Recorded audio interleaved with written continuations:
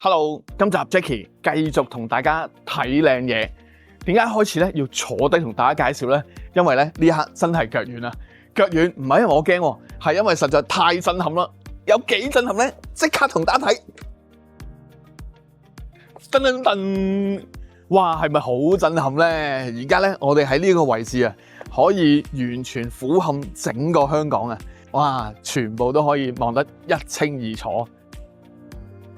大家 feel 完個咁震撼嘅景觀，咁啊，梗係要睇一睇間屋入邊啦。間屋我覺得都相當之靚嘅。據說業主咧係之前一個人住嘅啫。咁啊，你睇下咧，佢而家呢個位置咧就做咗個中空嘅位置啦。咁啊，呢一度會係一個客廳。咁然後陣間我哋咧就會上去樓上飯廳嘅位置。咁其實呢間屋咧一入屋嘅時候咧，哇！一推開大門就會睇到呢個咁震撼嘅景觀。哇！真係不得之了。咁然後咧就可以上去樓上，我哋睇一睇個飯廳又會係點樣嘅。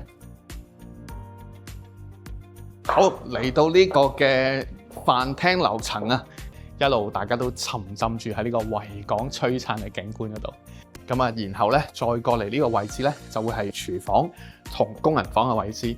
咁啊，廚房呢度咧都做咗個中島啦。哇！如果你俾我咧，我就會擺2張高凳喺度。咁啊，無論你話朝頭早喺度食下早餐，或者夜晚同朋友也好，同家人也好，喺度飲紅酒、傾下偈、談下心、食下 cheese， 哇！咁啊真係人生一大樂事啦。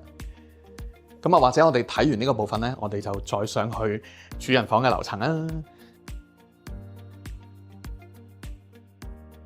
嗱，而家咧我哋喺主人房呢個部分，今次同大家用第一視角沉浸式去感受下呢一個嘅主人房。哇！呢個主人房咧，我覺得夜晚瞓喺度數星星入睡，真係會瞓得特別之甜。咁然後咧嚟到呢個嘅主人肚臍嘅位置啦，咁你見到咧有個大浴缸，跟住咧呢邊咧係一個淋浴。哇！真係啦，沖住涼淋浴都望住呢個維港景，真係不得之了啊！嗱，呢一間房咧，業主咧就要嚟做咗健身室。咁啊，頭先同大家介紹過啦，因為呢個業主咧係一個人住嘅啫。